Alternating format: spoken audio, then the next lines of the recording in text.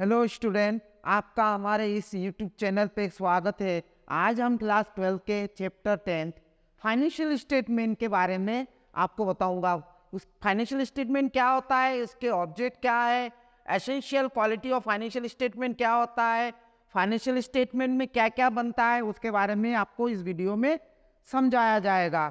यदि आपको ये वीडियो अच्छा लगे तो दोस्त के साथ शेयर कीजिएगा, लाइक कीजिएगा और हमारे चैनल को सब्सक्राइब करना मत भूलिएगा। तो चलिए स्टार्ट करते हैं। सबसे पहले मीनिंग क्या है, फाइनेंशियल स्टेटमेंट क्या होता है। देखिए, फाइनेंशियल स्टेटमेंट वर्ष के अंत में कंपनी की फाइनेंशियल पोजीशन जानने के लिए अपन लोग फाइनेंशियल स्टेटमेंट बनाते हैं। इससे ये पता चलता है कि कंपनी की प्रॉफिटेबिलिटी कैसी है, उनकी असेट्स लायबिलिटीज कितनी है, उसकी जानकारी करने के लिए अपन लोग फाइनेंशियल स्टेटमेंट बनाते हैं। तो फाइनेंशियल स्टेटमेंट बनाने के लिए अपन लोग दो चीज बनाते हैं, एक होता है बैलेंस शीट और एक होता है प्रॉफिट एंड लॉस। तो मैं उसको आपको डिस्क्राइब करके बताऊंगा।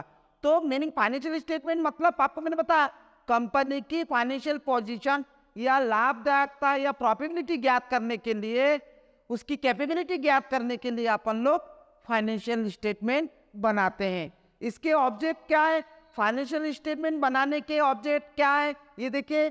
इस पार्ट में अधिकतर आपको थ्योरी क्वेश्चन, एक क्वेश्चन आ सकता है, ऑब्जेक्ट फाइनेंशियल स्टेटमेंट के ऑब्जेक्ट क्या है या यूटिलिटी ऑफ फाइनेंशियल स्टेटमेंट। देखिए, इस चैप्टर में सिर्फ प्रैक्टिकल क्वेश्चन नहीं आएंगे, लेकिन आपको इसमें ऐसे क्वेश्चन आएंगे मेन हेडिंग और सब हेडिंग, वो मैं आपको नेक्स्ट वीडियो में डिस्क्राइब करके बताऊंगा। तो देखिए, इसमें एक थ्योरी के लिए आपका ऑब्जेक्ट क्या है, फाइनेंशियल स्टेटमेंट बनाने के क्या उद्देश्य है। सबसे पहला उद्देश्य ये पता चलता है कंपनी की लाभार्जन क्षमता, कंपनी की प्रॉफिटेबिलिटी कैसी है, एसेंशियल प्रॉफिटेबिलिटी कैसी है, वो पता चलता है। दूसरा, कंपनी की जो सोर्सेस है, साधन है, जो असेट्स और लायबिलिटीज है, जो सोर्स है, उसका सही यूज हुआ कि नहीं हुआ है, ये बनाने का ऑब्जेक्ट है। कि जो आपकी रिसोर्स है उसका आपने सही तरीके से यूज किया है कि नहीं किया है, ये बनाने का मेन उद्देश्य होता है। दूसरा, आपका कैश फ्लो, कंपनी की कैश फ्लो, रोकड़ यानी कैश कहाँ कहाँ से आया है, वो पैसे कहाँ कहाँ से गया है, उसकी जानकारी आप फाइनेंशियल स्टेटमेंट से पता चल जाता है। इसके बाद कंपैरिजन कर सकते हैं, कंपेयर कर सकते हैं अपन लोग। 2 साल की बैलेंस शीट को देख के आप कंपेयर कर सकते हैं, तो कंपेयर करने के लिए भी फाइनेंशियल स्टेटमेंट बनाया जाता है। इसके बाद बिजनेस की जो भी एक्टिविटीज है उसकी जानकारी ही आपको फाइनेंशियल स्टेटमेंट से पता चलता है। इसके बाद बिजनेस की जो एक्टिविटीज है, वो एक्टिविटीज कैसी है, वो आपको फाइनेंशियल स्टेटमेंट से पता चल सकता है। इसके बाद इसके देखिए, एक essential quality of financial statement, एक फाइनेंशियल स्टेटमेंट की क्या क्वालिटी है, क्या गुण होने चाहिए। तो सबसे पहला सिंपली जानिए, इसकी पूर्ण सरलता होना चाहिए। बैलेंस शीट फाइनेंशियल ऐसी होनी चाहिए जो बनाना लोगों के लिए इजी हो, इजी होनी चाहिए, सरलता होनी चाहिए। दूसरा होता है आपकी कंपेरेबिलिटी यानी तुलनात्मक, यानी 2 साल की आप फाइनेंशियल स्टेटमेंट से ऐसा बनाया जाता है जो कंपेयर कर सकते हैं। उसके बाद कंप्लीटनेस यानी पूर्णता होना चाहिए, इसमें किसी प्रकार की कोई भी चीज छुट्टी नहीं होनी चाहिए। उसके बाद आपकी यथार्थता होनी चाहिए, रिलेवेंस मतलब यथार्थता, कोई उसमें जो भी आप डाटा लिखो फाइनेंशियल स्टेटमेंट में वो एक्यूरेसी होनी चाहिए, उसमें किसी प्रकार की गलतियां, मिस्टेक नहीं होनी चाहिए। इसके बाद एनालिटिकल, तुलनात्मक विश्लेषण करता है। फाइनेंशियल स्टेटमेंट बनाने का मेन ऑब्जेक्ट ये रहता है, क्या गुण होनी चाहिए कि इसकी एनालिटिकल है, आप लोग विश्लेषण कर सकते हैं। पिछले साल की बैलेंस शीट या पिछले साल की प्रॉफिट एंड लॉस से आप कंपेयर कर सकते हैं। और उसके बाद इजीली होनी चाहिए। इसके बाद प्रॉपर प्रेजेंटेशन, यानी जो बैलेंस शीट है आप उसमें पूरी पूरी डिटेल वाइज लिखना चाहिए, प्रॉपर प्रेजेंटेशन होनी चाहिए, विधिवत प्रस्तुतिकरण होनी चाहिए। इसके बाद अब इसका इंपॉर्टेंस क्या है, इंपॉर्टेंस देखिए, ये मेन है utility of importance of financial statement. देखिए, फाइनेंशियल स्टेटमेंट से ही आप इस चैप्टर को यदि अच्छी तरह से करें तो इसके बाद की जो 2 चैप्टर है, आपका रेशियो एनालाइज और उसके बाद कैश फ्लो स्टेटमेंट, आप इजी से कर सकते हैं। आपको मैं नेक्स्ट वीडियो में इसके प्रैक्टिकल क्वेश्चन वो टॉपिक कैसे करते हैं, कैसे किस हेडिंग में आएंगे और कैसे याद करना है, मैं आपको नेक्स्ट वीडियो में बताऊंगा। तो देखिए इंपॉर्टेंस में, utility of importance of financial statement में सबसे पहला है किसके लिए फाइनेंशियल स्टेटमेंट किसके लिए लाभदायक है, किसके लिए एडवांटेज है या किसके लिए इंपॉर्टेंस है। सबसे पहला है शेयर होल्डर। शेयर होल्डर का मतलब आपको मालूम है कंपनी में जिसने पैसा इन्वेस्ट किया है, जिसने कंपनी के एक्चुअल ऑनर होते हैं, जो लॉन्ग पीरियड के लिए पैसा इन्वेस्ट किया है, तो शेयर होल्डर। ये भी पता चलता फाइनेंशियल स्टेटमेंट से शेयर होल्डर को कि कंपनी की स्थिति पोजीशन कैसी है, कंपनी प्रॉफिट कमा रहा है कि नहीं कमा रहा है, तो डिविडेंड रेट क्या है, ये आपको ये शेयर होल्डर के लिए भी इंपॉर्टेंस है फाइनेंशियल स्टेटमेंट बनाने से। दूसरा for debenture holder. Debenture holder का मतलब होता है जिसने कंपनी में पैसा इन्वेस्ट करा, आउटसाइडर लोन प्रोवाइड करता है उनको, वो भी अपने को देखना चाहता है कि कंपनी की पैसा इन्वेस्ट करा या इन्वेस्ट करने के पहले ये देखता है कि कंपनी की फाइनेंशियल पोजीशन कैसी है, उसी हिसाब से वो कंपनी को लोन प्रोवाइड कराएगा। इसके बाद फॉर इन्वेस्टर। इन्वेस्टर मतलब जो कंपनी में पैसा इन्वेस्ट करना चाहता है उसके लिए भी फाइनेंशियल स्टेटमेंट बनाना, जो फाइनेंशियल स्टेटमेंट देखना जरूरी है। इसके बाद फॉर एम्प्लॉय। कंपनी की जो एम्प्लॉय है वो भी इससे पता चलता है कि कंपनी की असेट्स और लायबिलिटीज कितनी है, कैसे चल रही कंपनी की पोजीशन, तो उसके लिए भी फाइनेंशियल स्टेटमेंट हेल्पफुल होती है। For banker. बैंकर का मतलब जो कंपनी के बैंक है, कंपनी को लोन प्रोवाइड कराना चाहता है, कंपनी के जो ट्रांजेक्शन होते हैं, तो बैंकर भी देखना चाहता है कि कंपनी की फाइनेंशियल स्टेटमेंट कैसी है। इसके बाद फॉर गवर्नमेंट। गवर्नमेंट इसी हिसाब से फाइनेंशियल स्टेटमेंट के आधार पर ही टैक्स प्रोवाइड करती कि इनकी बैलेंस शीट इतनी है, इतनी इनकम है, उसी हिसाब से टैक्स गवर्नमेंट टैक्स प्रोवाइड करा, टैक्स लायबिलिटीज अप्लीकेबल करती है, टैक्स देना है। इसके बाद देखिए फाइनेंशियल स्टेटमेंट में दो आपको याद करना है, एक होता है as per schedule 3 part 1 balance sheet, और उसके बाद प्रॉफिट एंड लॉस। तो मैं आपको इस वीडियो में इसकी फॉर्मेट में बता रहा हूँ, इस फॉर्मेट का डिस्क्राइब आपको नेक्स्ट वीडियो में मैं डिस्क्राइब कराऊंगा। तो चले ये फॉर्मेट आपको देखिए, ये कंपनी की, यदि आप इसके बाद के दोनों चैप्टर करना है तो ये कंपनी की बैलेंस शीट और प्रॉफिट एंड लॉस का ये दो मेन आपका इसका याद करना जरूरी, आगे के दो चैप्टर इसी से बेस से हैं। तो चले स्टार्ट करते हैं। सबसे पहला है अपन लोग पार्ट, देखिए शेड्यूल 3 पार्ट 2013 से कंपनी की बैलेंस शीट की फॉर्मेट चेंज हो गई है, इसी फॉर्मेट में बैलेंस शीट बनाया जाता है। आपने पिछले पार्टनरशिप में बैलेंस शीट बनाया था, उसके तरीके अलग है। कंपनी की फाइनेंशियल बैलेंस शीट बनाने के फॉर्मेट सीधे से आपने पार्टनरशिप में मैंने आपको बैलेंस शीट बताया था, बैलेंस शीट अभी तक आप लोग इसी हिसाब से करते आए हैं। ये आपका लायबिलिटी साइड है, आपको मालूम है लायबिलिटी अमाउंट, और ये असेट्स अमाउंट। तो अब ये कंपनी की बैलेंस शीट में फॉर्मेट थोड़ा सा चेंज हो जाता है। तो देखिए ये आपको क्वेश्चन में, थ्योरी में क्वेश्चन में पूछ सकता है कि पार्ट 3 कंपनी की बैलेंस शीट के फॉर्मेट लिखिए, या क्या क्या आता है। अधिकतर बोर्डों में ये पूछता है बैलेंस शीट क्या होता है उसकी फॉर्मेट। तो आपको ये बैलेंस शीट आपको स्पेशली इस टॉप चैप्टर में आपको याद करना जरूरी है। तो देखिए सबसे पहले इसके ऊपर लिखेंगे नेम ऑफ कंपनी, जो भी कंपनी बना रहा है नेम ऑफ कंपनी, जो भी नाम नेम ऑफ कंपनी। उसके बाद लिखेंगे बैलेंस शीट, क्या लिखेंगे बैलेंस शीट एज ऑन जो भी तारीख है। देखिए इसमें इसके तरीके आपको मालूम है, ये फॉर्मेट में बता रहा हूँ। जब प्रैक्टिकल क्वेश्चन में करेंगे तो अमाउंट के एक ही कॉलम बनाएंगे, 2 कॉलम नहीं बनाएंगे। तो इसके देखिए फॉर्मेट क्या होता है मैं आपको बता रहा हूँ, आप स्पेशल अच्छे तरह से याद कर लीजिएगा। ये पर्टिकुलर्स, नोट नंबर, ये क्या होता मैं बताऊंगा, नोट नंबर का कॉलम है, और ये अमाउंट करेंट ईयर, और ये अमाउंट प्रीवियस ईयर। तो ये फॉर्मेट होती है। अधिकतर प्रैक्टिकल क्वेश्चन में अपन लोग एक ही कॉलम बनाएंगे, नोट नंबर और अमाउंट करेंट ईयर का। तो देखिए ये देखिए आपका ये असेट्स पोर्शन नीचे आएगा, लायबिलिटीज पोर्शन इधर उस उल्टा होता तो ये देखिए रोमन लिपि में फर्स्ट ऐसा लिखेगा equity, equity and liability, equity, equity side है।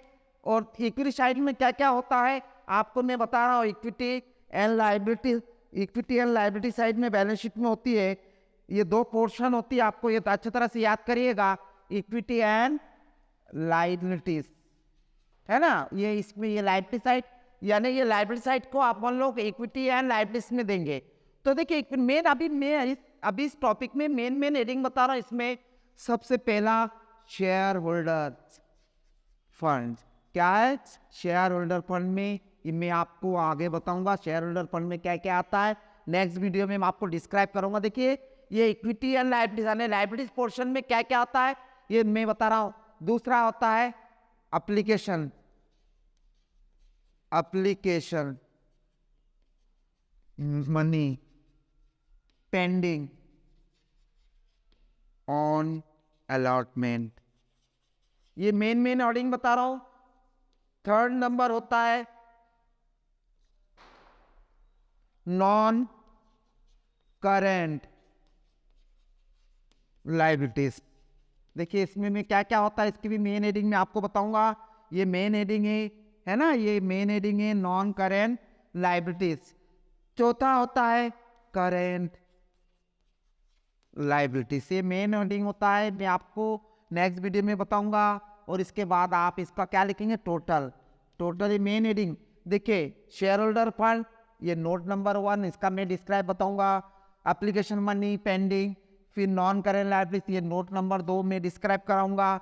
और तीसरा है नॉन करेंट लायबिलिटीज नोट पे, और ये चौथा हेडिंग करके नॉन करेंट लायबिलिटीज ये बताऊंगा और करेंट लायबिलिटीज में क्या क्या होता है। और ये टोटल 4, तो कैसे आएंगे टोटल 1 2 3 4 को इनको टोटल लगा देंगे, टोटल 4। देखिए इक्विटी एंड लायबिलिटीज में 4 मेन हेडिंग होती है, शेयर होल्डर फंड, दूसरा application money pending on allotment, तीसरा नॉन करेंट लायबिलिटीज, आपको इसी तरह से याद करना है। और करेंट लायबिलिटीज मेन हेडिंग पहले याद करेंगे, इसके अंदर सब हेडिंग में आपको बताऊंगा ये लायबिलिटीज पोर्शन में। इसी तरह आप इसी के नीचे मैं आपको असेट्स पोर्शन में बता रहा हूं। देखिए दूसरा रोमन लिपि, देखिए बैलेंस शीट में एक ही पेज में इक्विटी एंड लायबिलिटीज से एक पोर्शन होता है और दूसरा है असेट्स। देखिए असेट्स में मैं आपको 2 टॉपिक होता है, एक होता है non current liabilities, non current liabilities इसका नोट नंबर क्या होता है, जैसे ये 3 है, ये 4 मैं आपको बताऊंगा। नॉन करेंट लायबिलिटीज में क्या क्या होता है इसके में भी डिस्क्राइब, मेन हेडिंग है। दूसरा है करेंट असेट्स, ये 5 नोट नंबर 5 है। मैं इसको आपका नेक्स्ट वीडियो में इसकी describe main heading note number 1 2 3 4 5 को ये असेट साइड में। देखिए लायबिलिटी साइड में 2 होती है, इक्विटी एंड लायबिलिटीज में share holder fund, application money and pending, non current liabilities और करेंट लायबिलिटीज। असेट्स पोर्शन में non current assets, non current assets है ना, non current assets, non current asset और दूसरा करेंट असेट में इसका आपको नेक्स्ट वीडियो में नॉन करेंट असेट क्या होता है सब मैं डिस्क्राइब कराऊंगा। ये आप मैंने बताया था फाइनेंशियल स्टेटमेंट में 2 बनता है, पार्ट फर्स्ट में, ये पार्ट फर्स्ट है ना, पार्ट फर्स्ट में बनता है बैलेंस शीट और पार्ट सेकंड में बनता है प्रॉफिट एंड लॉस। तो ये बैलेंस शीट देखिए पार्ट फर्स्ट में बैलेंस शीट के फॉर्मेट ऐसे बनते हैं, आप स्पेशली याद कर लीजिए क्योंकि आगे के चैप्टर में काम आएगा। इक्विटी एंड लायबिलिटीज में share holder fund, application money pending on allotment, non current liabilities और करेंट लायबिलिटीज। लायबिलिटीज में 4 मेन हेडिंग होती है। और आपको देखिए ऐसा क्वेश्चन भी पूछ सकता है कि लायबिलिटी साइड की मेन हेडिंग बताइए, तो मेन हेडिंग क्या होता है, share holder fund, application money pending on allotment, non current liabilities और करेंट लायबिलिटीज। देखिए चैप्टर में प्रैक्टिकल क्वेश्चन नहीं आएंगे, थ्योरी बेस में आएंगे, तो इस टाइप के क्वेश्चन भी आपको इसी बैलेंस शीट के अंदर से रिलेटेड पूछ सकते हैं कि इक्विटी लायबिलिटीज की मेन हेडिंग क्या क्या है ये लिखना है। असेट साइड की मेन हेडिंग क्या है, नॉन करेंट असेट्स और करेंट असेट्स। इसी हिसाब से आपको क्वेश्चन भी पूछ सकता है, या स्पेशली आपको बहुत सारे ऐसे दे रखेंगे, असेट दे रखेगा, आपको बताना है मेन हेडिंग सब हेडिंग, तो मैं आपको नेक्स्ट वीडियो में उसको डिस्क्राइब करूंगा। इसके बाद देखिए शेड्यूल 3 के पार्ट फर्स्ट में बनता है बैलेंस शीट और पार्ट सेकंड में बनता है प्रॉफिट एंड लॉस। देखिए इसका भी मैं आपको मेन हेडिंग बताऊंगा और डिस्क्राइब आपको नेक्स्ट वीडियो में। फॉर्मेट यही होती है, ये यहाँ पर लिखेंगे फॉर द जो भी है ईयर एंडिंग जो भी है, पर्टिकुलर नोट नंबर, इसकी भी नोट नंबर अलग होती है, नोट नंबर, इसके बाद amount current year, amount previous year, इसका भी मैं आपको डिस्क्राइब कराऊंगा। तो इसमें देखिए फर्स्ट मेन हेडिंग होता है रेवेन्यू फ्रॉम ऑपरेशन। देखिए रेवेन्यू फ्रॉम ऑपरेशन क्या होता है, इसमें सेल्स में से सेल्स रिटर्न घटाएंगे तो रेवेन्यू फ्रॉम ऑपरेशन होता है। सेकेंड नंबर रोमन लिपि में ये थोड़ा फॉर्मेट अलग है, इसका फॉर्मेट थोड़ा बड़ा है।